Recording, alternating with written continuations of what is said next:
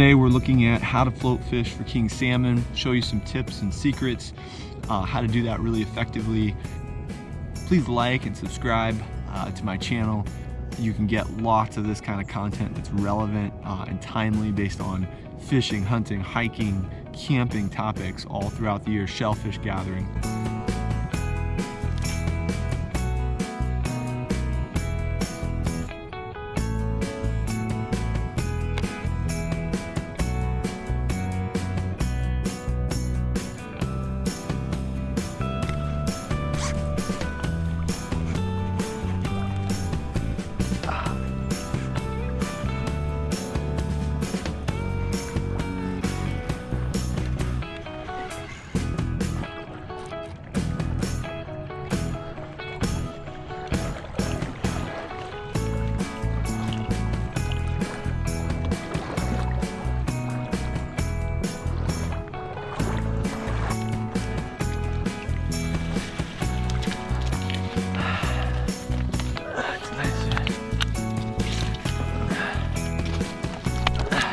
Show you what gear we're using real quick here before we get started. So I got my eggs all baited up already, size 1 hook.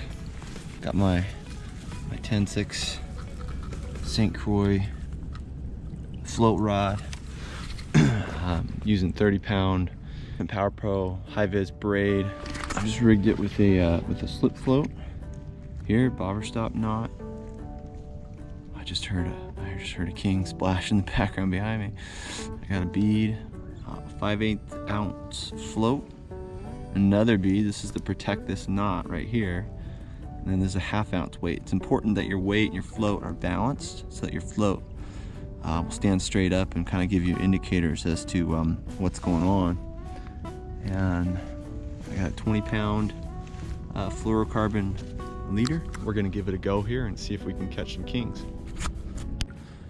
Another really important factor of float fishing is making sure you're at the right depth and that you're not dragging on the bottom. Find the bottom, find the fish. So I'm gonna drop my eggs in right in front of me where I know it's too shallow for them to fish based on my leader length. You can see my leader length here from the bobber stop all the way down to the eggs. I'm gonna drop it in, and I want you to pay attention to what the float's doing when these eggs are fishing. See how it pulled forward like that, and then it goes under because I'm on the bottom right there. Actually on a stick or something. But that's your clue when you're on the bottom. It deepens out the further I go, so keep an eye on it here. But it's still gonna be too deep. Or too shallow, I should say. Look at that. See how that's tilted forward? That's your clue. That's the clue that you're on the bottom and you need to bring your bobber stop closer to your bobber to shorten up the depth.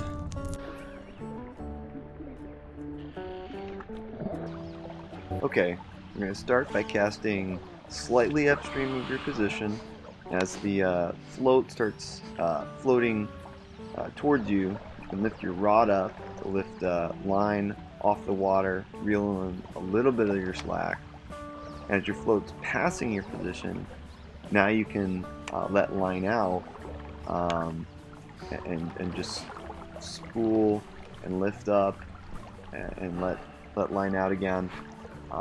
Keep the float going downstream, mostly uninterrupted. Oh, fish! You know, there's two schools of thought when it comes to setting the hook on salmon when you're float fishing. Some will say, you know, you see something, float goes down, see it twitch, you know, you rip.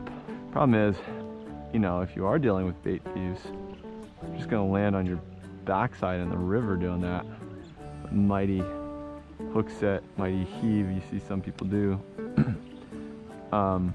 What professional guides have always taught me to do, and I've found works consistently, is just you reel down until you feel that fish, because that reeling down just establishes a little bit of tension. That's why you want super sharp hooks, because a sticky sharp hook is going to hold that fish long enough for you to reel out the slack and do a proper hook set. You'll have a, using the reel till you feel technique, you'll end up with a higher conversion of bobber downs to actual hookups.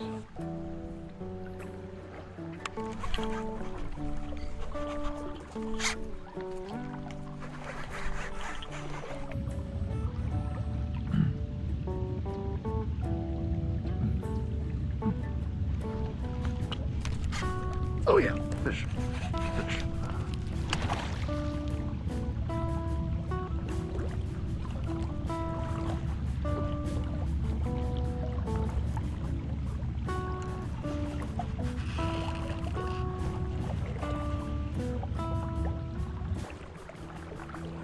Nice fish. See, I'm keeping side pressure, side bend in the rod. I don't want him jumping out of the water. It's easier to lose them than jumping out of the water. It creates a lot of slack. Aerials are fun, not great for hanging on to fish. Oh, I got him right there. See, came to the surface. It's bit the hook. One of the most important things when fishing for king salmon with the float technique is your eggs. On my leader here, I got a 3/0 hook and I got a bait loop knot. It's really important because I can push line back through this way to help secure my eggs. There's two sides to every bit of eggs. There's a membrane side or a skein side, so you can see that real good. And then there's an egg side. It's really important. You take your hook and you put it through the egg side into the membrane, and then you slide that up your hook with your bait loop knot out, like this, and you put the bait loop knot around the membrane. You do it backwards, and you'll be rebaiting constantly. All right, and then you cinch it down. See, it's cinched against the membrane. All the hooks, or all the eggs are exposed to milk out and hook king salmon really effectively. So this is how you bait up. Go after some kings with bobber and egg.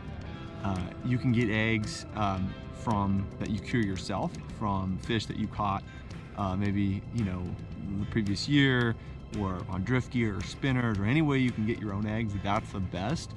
Cure them up with Potskis, Baraxifier, or Fire Cure.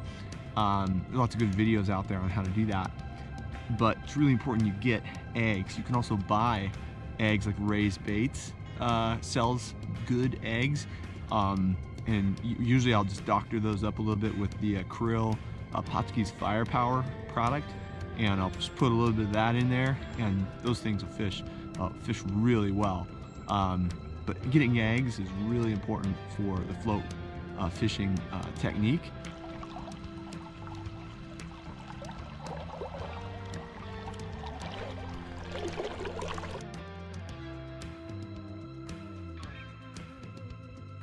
Another key part of float fishing, produce a little bit more hookups, is you can hold back on the float as it goes, just as it goes by you, and you're gonna let them out the line, so you can hold back a little bit. And what that does is it makes the bait rise in the water column and then fall again. So sort of like a jigging action.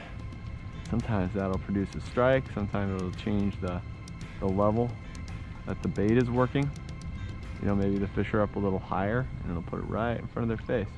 Another thing the hold back technique is nice for, what I'm doing here, I'm just kind of putting a little more pressure on it to make the bait rise, is you can fish through some shallower areas doing that.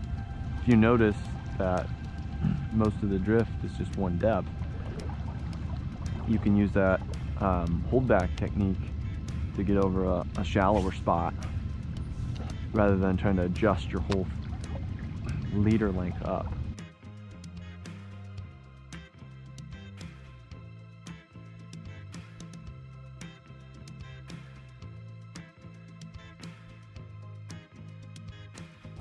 I like to buy Bomac torpedo floats.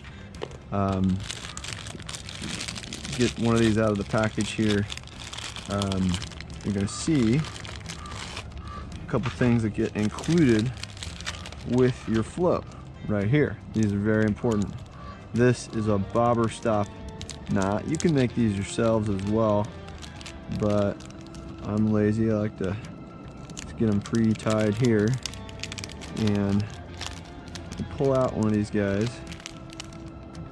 and you put them on your main line like this.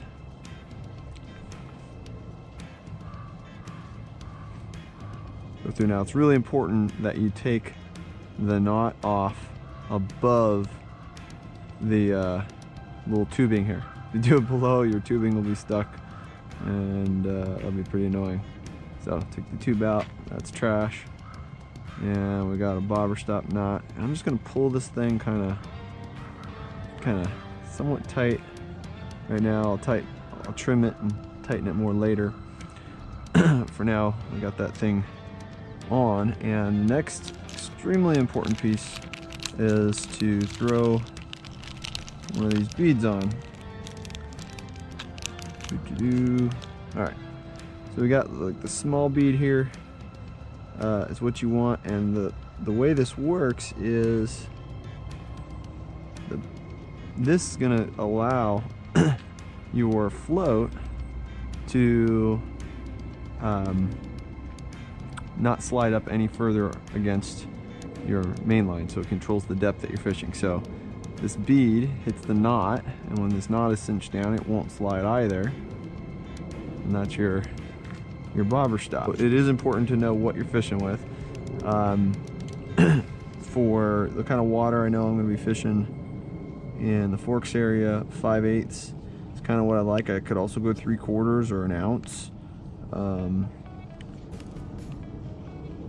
So now we got our float on, and the next step is we want to put one of these bigger beads, because I don't want the float to stress my knot down here where it's connected to the weight. Now, the next extremely important part of this is having the correct size weight.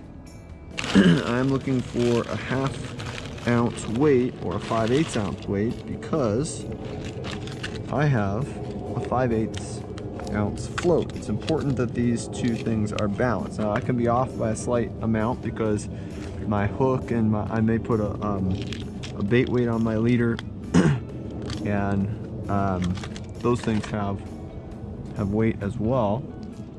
So I can be off by an 1/8 here and still be okay. Slide it down. All right, here we go. Now we can trim these tags. Now I'm gonna trim this tag up a little bit, not too much, because braid will sometimes fray. You can also burn the end here to make sure this doesn't fray on you. And then we're going to come back to our bobber stop knot. I'm going to wet it.